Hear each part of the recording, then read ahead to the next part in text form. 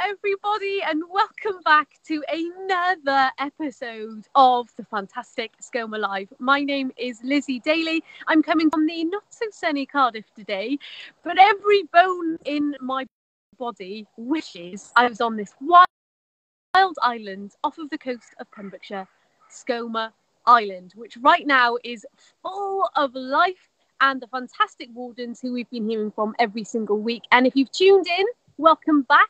If you've tuned in and seen our shorted owls and our puffin episode, we've had so much activity already. But if you're new to here, then welcome. And you are absolutely in luck, because today we're going to be focusing largely on the Manx Shearwater. Now, Skomer Island is the place to see Manx Shearwaters. Between Skokem and Skomer, there is half the world's population of shearwaters. So we have dedicated not just shearwaters, but two. And I'll tell you a little bit about that very shortly. Now, if you're new here, Skomer Live, we do a weekly episode all about what's happening on the island, because like you, I'm here in Cardiff and we can't get out to the island right now. And the island is very much alive, but also needs a lot of support because life is going on. The research continues. The protection of the wildlife is continuing on the island. And so in partnership with the Wildlife Trust of South and West Wales and the fantastic team on the island, we're bringing you a live update every week. How lucky are we? Now, normally at this time of the episode, I'd be going, hey, Iolo Williams, where are you? What cake are you eating? Where are you in mid Wales? But unfortunately, this week, Iolo isn't actually going to be joining us. In fact, over the next few weeks, Iolo is off busy doing some filming. But don't you worry, because he is still going to be featuring in all of our episodes. And actually, Iolo Williams, a fantastic man that he is going to be just a bit of a roving presenter. And he's actually coming to you right now with this little message. Over to you, Iolo.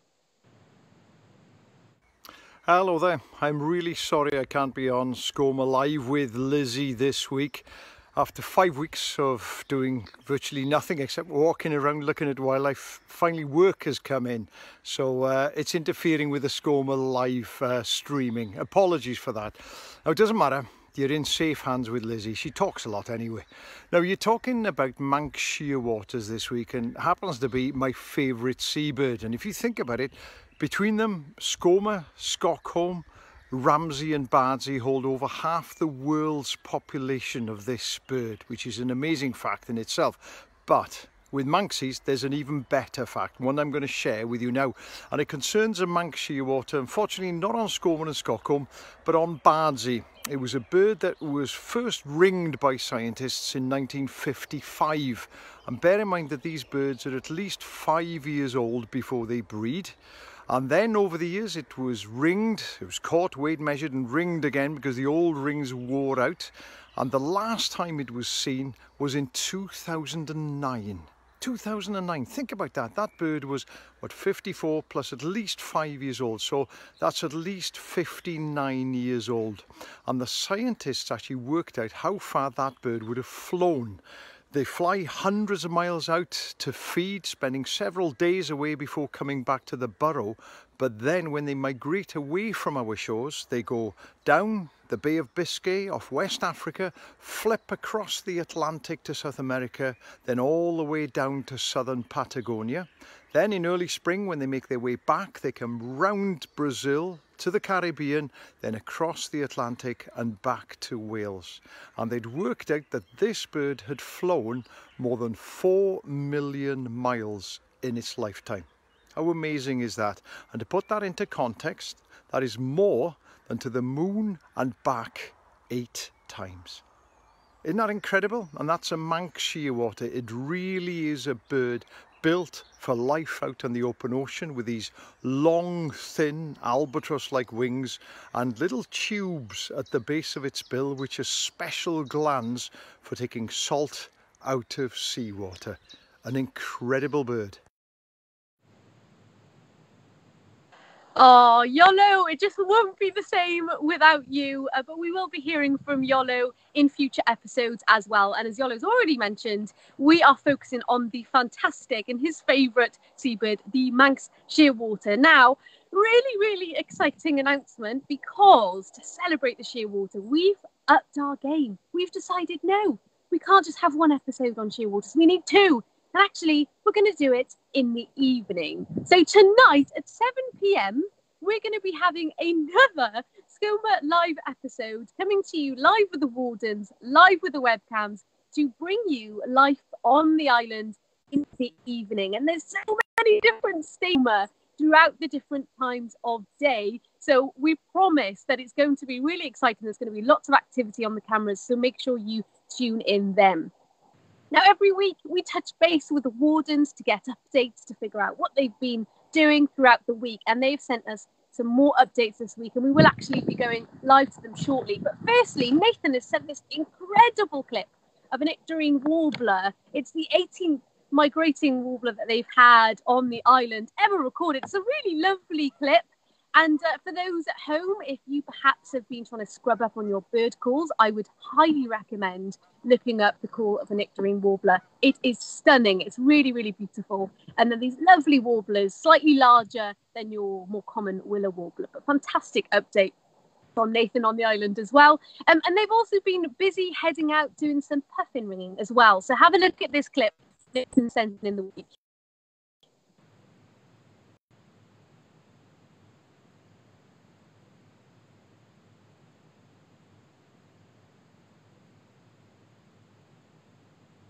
So there we are. I think Nathan's actually describing what Sylvia's doing now. There we are. So, yeah, I mean, as I said, the wardens are really busy day in and day out. At night time, they're going out and seeing the shearwaters, of course, all the crepuscular activity at dawn and dusk is keeping them very busy. And in the daytime as well, these guys are full on. I'm pretty sure in the week, at one point, Sylvia had about 3 hours sleep. I don't know about you, but I need a bit more than 3 hours sleep. So it's absolutely true that life does go on the island. And I'm hoping that Sylvia's had a bit more sleep last night, because they're actually joining us right now. Hello, wardens. Oh, Camera. Sorry. hello, Hi. Hi, we're here. Hi. Have you had more than 3 hours sleep? Please say yes. Yes. Actually, Yeah. managed 7.5. Woohoo! Woohoo! An absolute maximum, I'm sure. Hey, those updates were absolutely fantastic. I mean, you guys this week, as the season's ramping up, you're getting more and more busy, it seems. What else have you been up to? So we've been continuing our mapping of species like great black-backed gulls or oyster catchers, curlew, short-eared owl, peregrines. We've been mapping them. Rianne, our long-term volunteer, has been fantastic with that. We've also been watching kittiwakes, collecting mud and vegetation from the ponds in order to create their nests. So that's really exciting. Stay tuned for that. Footage next week, maybe. Yeah, there's actually been quite windy as well for the past few days, and the reason. So that's one of the reasons why we actually had to take our boat out of the water for the first time this year. So you can only imagine how strong the winds were.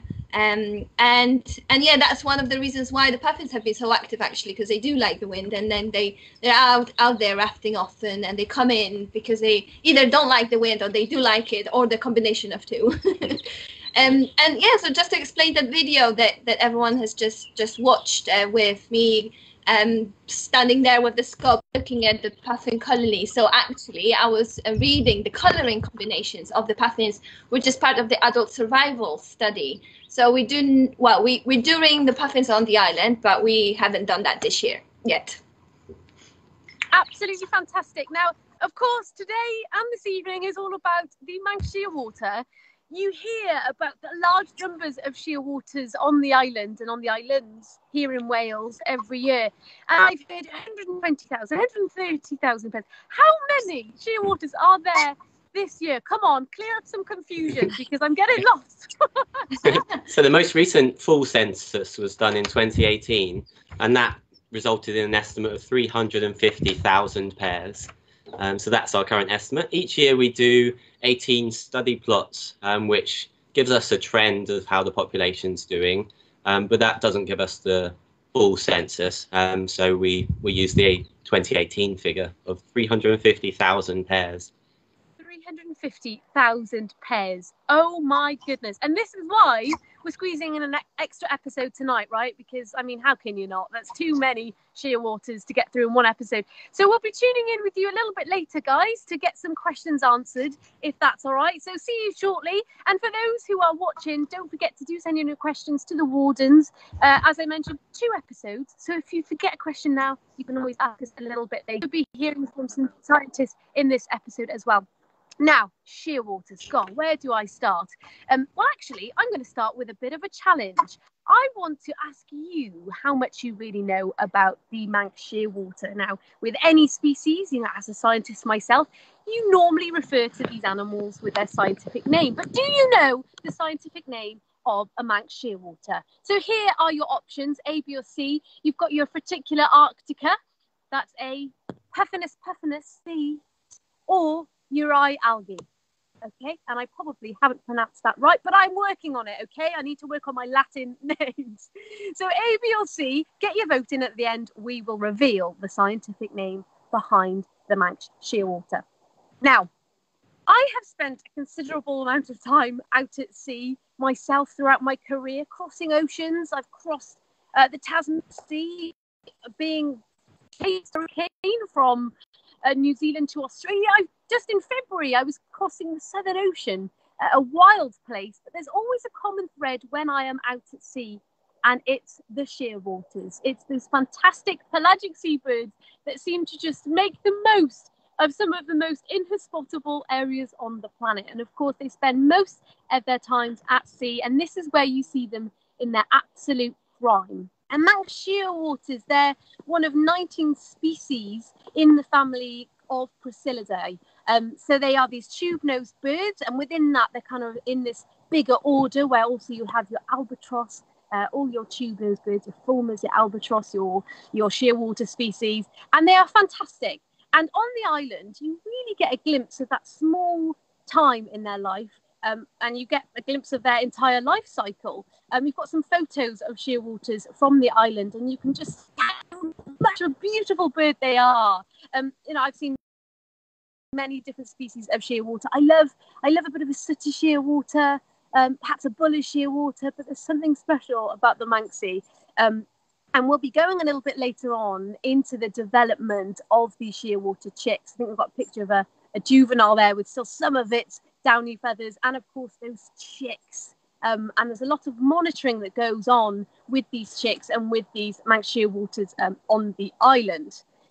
Now, one of the main things that makes them so amazing is that huge migration they make. But perhaps you'll also be thinking, well, where do the shearwaters go in the day? Because if you visit Skomer Island in the day, you will most likely not actually see a shearwater. And that's because they'll be going out fishing. And I've been doing a bit of interesting reading about where these shearwaters actually go in the day. Now, around the Welsh Islands, there's also a small population of shearwaters up in the Hebrides, on the island of Brum, around the Celtic Sea and the Irish Sea. And it's a protected area around Skomer Island. Those waters are really important. But actually, up in the Irish Sea as well, you may have heard of the Irish Sea front, where 2 tidal fronts come together and create this really productive zone. This is largely where the shearwaters will go out and fish. And I was reading a really interesting study in 2015. It was looking at, well, where do these shearwaters forage and how does it work when they're rearing their chick? And this term was coined called dual foraging strategy. It's where one of the shearwater parents will go out, sometimes over a week, sometimes 2 weeks, go out to fish to increase its fitness, increase its strength by fishing for itself, where the other shearwater will actually stay foraging closer to those burrows and making sure that they feed their chick once a night to make sure that they grow strong and maintain that fitness. And they'll take it in turns, they'll reverse that. So that's their kind of foraging activity when they're not making that massive migration, because in August time, at the end of that breeding season, they'll be heading out to South America, the coast of Brazil and Argentina. And some studies have shown that these shearwaters make this 6,000 or 7,000 mile journey in roughly a fortnight, which is absolutely mind-blowing to think. That huge distance. And they are a phenomenal bird. They really are so efficient when they fly, and they're absolutely one of my favourites. So they make these huge migratory journeys, but if you are on Skomer Island, what you may see are some signs of shearwaters, and it's not the most lovely sign, but it is a sign. You may actually find some bones or some carcasses around the island, and there's lots of questions often to the wardens about this. Are they in trouble? Is that a cause of concern? But actually, no, it's not. On the island, at an unfortunate time, may get predated by, guess what? Dun, dun, dun, dun, they're back. The great black-backed gulls. Make the most of those shearwaters that perhaps are on the island when they shouldn't be. It may be a bit lighter. We'll come to the wardens and ask, just how many get predated on Skomer Island. But a really fascinating thing you may find if you walk around Skomer, but not a cause for concern. All part of the cycle. Now, I think we should head over to some live cameras and see what's going on. And I've been chatting to the wardens already, and I think we are in luck with some action on the live cameras. We've got the camera on North Haven, and there's been some very busy puffins this morning and this afternoon. There's some, you could see one poking out of a burrow right there. They've been going out. Oh, there's one that just flew straight across the camera. But you can see them really, really busy. There's some that's been fighting with one another, cleaning out their burrows. They are very, very neat, so they'll be spending a lot of their days actually using those claws they have on their webbed feet to clean out those burrows, to find more foraging material and interacting with one another. On my camera here, they seem to have flown off. I mean, it's always the way. Well, as soon as we go live, they decide, you know what, I'm just going to remove myself from this this fantastic live webcam. But definitely later on today, when we have our 7 p.m. episode, I'm expecting it to be very busy and have lots and lots of puffins on there. Now, I've touched on the movements and the behaviours of shearwaters, but I am absolutely no expert. And there is an expert that we're going to be hearing from called Oli Padgett. Now, he's part of the Oxford activity group that's been looking at the movement of these shearwaters on Skomer Island for many years. And he's going to tell us a little bit more about how incredible these birds are. Hello, my name's Oli Padgett, and with colleagues from the Oxford Navigation Group, I've been studying the Manx Shearwaters on Skomer Island for the past 8 years. Manx Shearwaters are one of nature's greatest travellers. Over their 50-year lives, they could easily fly 1 million kilometres. After breeding on Skomer Island, they'll migrate more than 10,000 kilometres to rich waters off Argentina, where they spend the winter, never setting foot on land. Shearwaters feed on fish, and so even before they migrate while breeding, shearwaters travel far out to sea and then navigate back to their nests, sometimes from hundreds of kilometres away. They do this either to relieve their partner from incubating their egg, or to feed their chick. Over the past few years, I've been interested in how shearwaters navigate during these incredible journeys.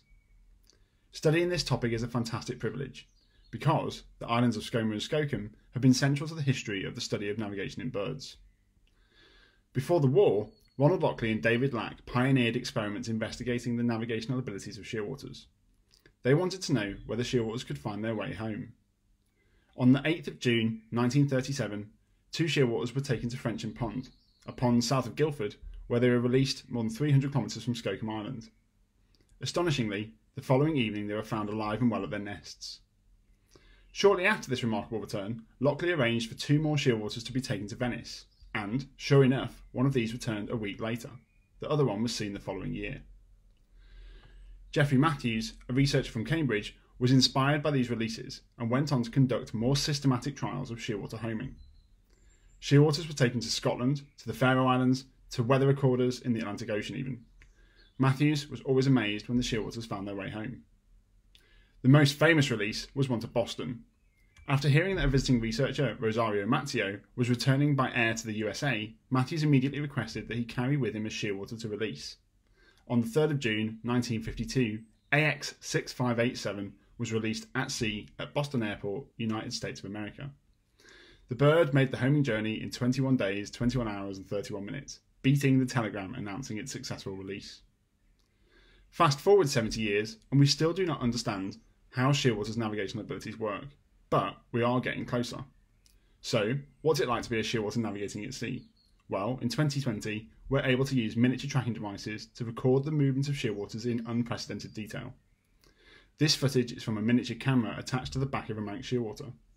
Video data like you can see here are able to inform us about the way that shearwaters fly, the species they interact with, and in future might tell us even a little bit more about what they eat. We can also use GPS devices to see exactly where the bird is. Here we join a Manx shearwater as it departs Skomer to forage for food whilst its partner incubates its egg. Foraging trips are often to the productive waters known as the Irish seafront southwest of the Isle of Man, but this shearwater heads out into the Atlantic. But at the end of its trip, how does our GPS-tracked shearwater re-find Skomer? To investigate this, we have been repeating some of Matthew's experiments, taking shearwaters out to sea and watching their homing trips. But now, in 2020, we can use these miniature GPS backpacks. Amazingly, it's now been discovered that shearwaters probably use their sense of smell to know where they are. We also know that they use the sun's position in the sky to know which direction is which. Like humans, animals need both a map and a compass in order to navigate. In future, we hope to discover more about how shearwaters actually learn to navigate, what their mental maps look like, and answer the age-old question of how these extraordinary little birds are nature's greatest navigators. I have never seen such amazing footage on that shearwaters back then. You can see how well adapted these shearwaters are when they go diving. They're so fast. They're everything about their anatomy. Yeah, okay, they're super clumsy on land, but everything is perfect for being able to find the fish, those herring and those sand eels. Absolutely amazing. And also, yeah, I mean, racing shearwaters back to Skomer Island. Incredible history there and incredible story. But there's lots of changes also going on our coast. And one of those issues are the anthropogenic effects, us, and actually how we alter these animals' ecology in one particular way. And that's mainly with light pollution. As you head out to sea, there are a lot of tankers which have their lights on, although that is kind of being adapted now because of this research. And Martina Sipos has been conducting research looking at the impacts of light pollution on these birds and on their migration. So here's Martina. Hi everyone, I'm Martina Sipos and I'm a PhD student at the University of Oxford. I have been studying the effects of light pollution on seabirds, and I have been lucky enough to spend last 3 summers doing fieldwork on the largest colony of Manx Shearwaters in the world, the Skomer Island. It is not well known, but seabirds are affected by light pollution all around the world. In autumn, thousands of 9 juvenile shearwater chicks fledge at night to avoid predators. Sometimes, during the first flight, they are coming to nearby towns or cities because of the light. Eventually, they get tired and they land on the ground. This is called grounding. If you are a shearwater, the ground is not a safe place. The body of a shearwater is adapted for spending most of its life at sea, where they can manage takeoff by running along the water. But on the land, they need a bit more help. Normally, a gust of wind, a slope, or a long runway allow them to take off. But of course, cars and buildings form a barrier. Stranded fledglings in coastal towns need dedicated volunteers to pick them up and release them back to the sea. Otherwise, they may be hit by a car or eaten by a predator. Fortunately, near to Skomer Island, there are only a few records of Manx Shearwaters grounding in coastal towns every year. More concerning, however, are large boats anchoring near Skomer. Previous research showed that grounding on vessels can happen, but it can be limited with correct lighting. So part of my work has been to investigate what kind of lights might impact shearwaters the least.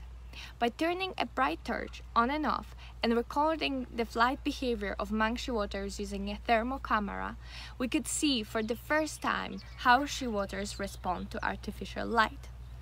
It was quite astonishing to see the details of nocturnal flight of these seabirds. There were so many of them flying so quickly above our heads. It is fascinating thought how they navigate so that they don't hit each other in the darkness. To reduce the disturbance to the colony during the night, visitors and staff of Skomer Island use red light. But is this really the right choice? I tested this by using a normal white torch and then blue, green and red color filters. Footage from the thermal camera revealed that indeed, red color disturbs Manx Shearwaters the least. This research on Skomer Island can now inform environmental policies measures in many places where seabirds are endangered and declining. Because light pollution is increasing in the coastal areas and the conflict between people and seabirds is likely to continue, it is great to know that using red lights might reduce the impact of the settlements on birds. Though of course there is still a lot to learn about how we can protect fledgling seabirds from light pollution.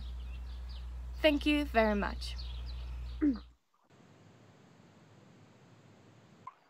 Again, really important. And you know, I've read about shearwaters kind of being really disorientated and confused, and even heading you know, inland as far as Cardiff and Swansea. So that grounding is actually it's really important to make sure that those fledglings and all those shearwaters that do get disorientated quickly get released back again in the wind off the slope, as Martina was saying, so that they can go on with that epic migration. And also it's a really important time of year for those new shearwaters, those new fledglings, because they will be at their optimum size, weight. You know, the shearwaters are reared that chick to be the perfect condition ready for that migration. So yeah, fantastic research going on at Skomer.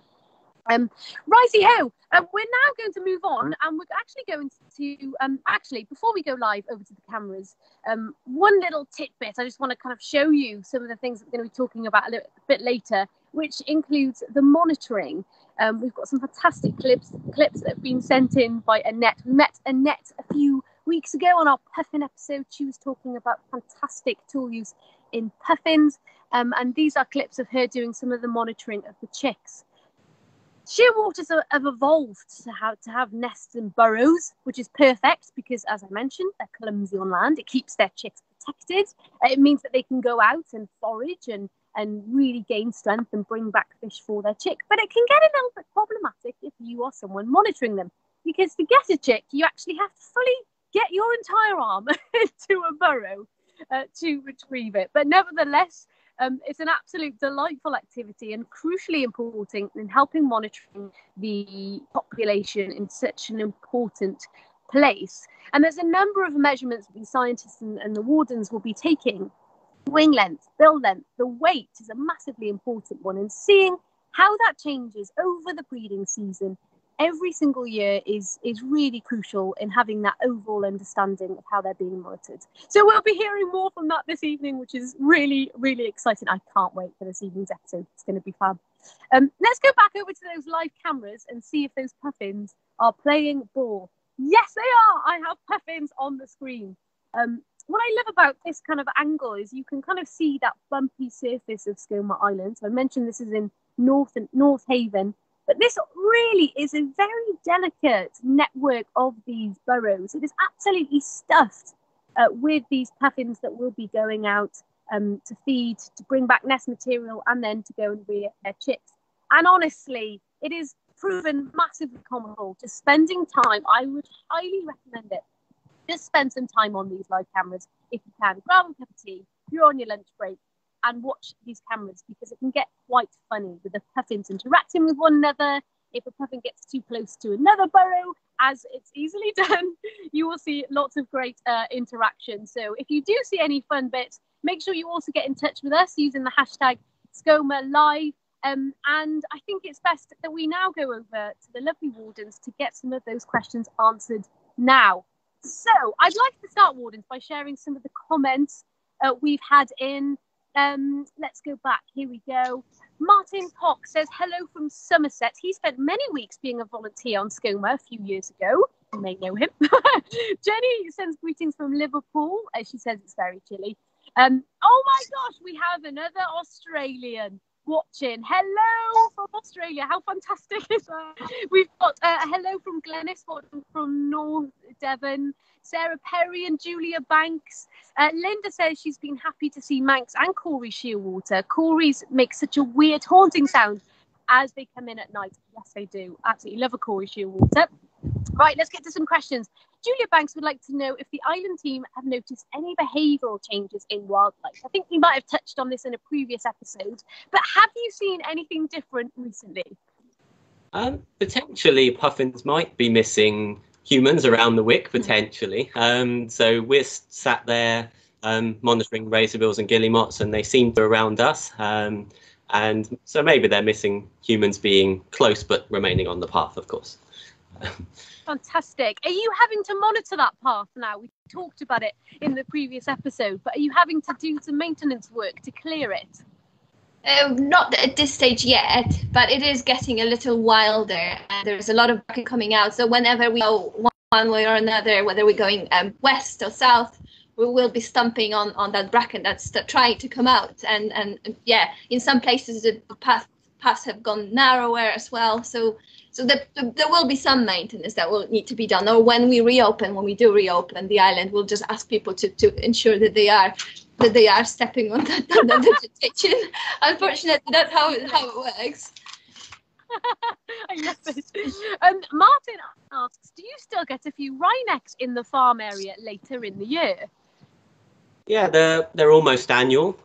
When we first arrived in September 2018, soon after that, there was a wryneck hanging around our house at North Haven as well. So they're sometimes visible there, and it was there for a good week or so, which was really nice. They're a fantastic bird.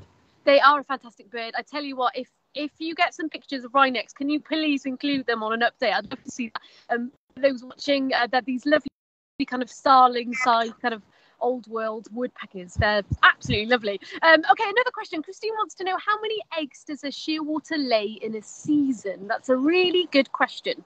Yeah, absolutely. Well, shearwaters lay one egg, but of course, if for any reason they lose it right at the start, once they lay one, they'll try. There is a chance that they will relay, but it is always one egg. Fantastic. We've got another question. Lucy asks, how many species of shearwater are there? And if Lucy was listening, I've already said earlier in the episode, no, I'm kidding, Lucy. But I'm not, they're pretty sure there's 19 shearwater species. Maybe the wardens can correct me if I'm wrong. No, that's good. We're going with 19. It's 19. Okay, we have another question. Oh God, we've got quite a few questions coming in. Again, we addressed this earlier in a different episode, but Martin wants to know, do you still have 2 or 3 pairs of little owls nesting on the island? No, the little owls haven't bred on the island for 3 years now. So that's good for the storm petrels, a prey of little owl. But yeah, little owls stopped breeding 3 years ago. And they haven't been seen on the island either. There we are. So no little owls, but maybe in the future. Sue, I have to read out this comment. It's absolutely fantastic. Sue's been in touch. She visited Skomer 41 years ago as part of her A-level biology course. Maybe it's time for her to plan another trip. What do you guys think? Definitely, absolutely. We do recommend that. 41 years ago. That is absolutely fabulous. Now, Wardens, I'm so excited for later. Will you be coming to us live from the same place, or will you be somewhere else? What's the plan? We'll aim to be somewhere else, I think, if the wind will allow. We often have to kind of hide slightly in our garage. That's what we're doing at the moment. Behind us is the area that guys that were talking, so Oli, Martina and Annette, they work in the area just behind us. So it is a fantastic place for Manx Shearwaters, and that's where a lot of their study burrows are. So it will be close. Yeah, of course, at 7 p.m. we don't expect any Manx Shearwaters to be out. We shouldn't expect any to be out, but we can try and put ourselves in that one of those locations. So in case we can't, we'll be here or upstairs. Okay, that sounds absolutely fabulous. And we haven't actually talked about it yet, but excitingly, there's now a burrow cam on an active burrow, which is absolutely fantastic. So maybe if we're lucky tonight after we go live, there'll be a bit of action there as well. Okay, thank you both, Wardens, and I'll see you later. Thanks. There we are. So tuning a little bit later again with the Wardens. I'm so excited for tonight's episode. But before I go, let's get back to those poll answers and see how many of you got it right. And I'm hoping it's because you're watching Skomer Live. Okay, 51% of you thought it was puffinus puffinus, 10% thought it was urea algae, and 39% thought it was Reticular arcticta I can tell you it was Puffinus puffinus. And I know it's a little bit confusing. It often throws people because you think, of course, the scientific name for a puffin would be Puffinus puffinus. But actually, this was something that was happened in the Middle Ages when these plump shearwaters were actually taken for food.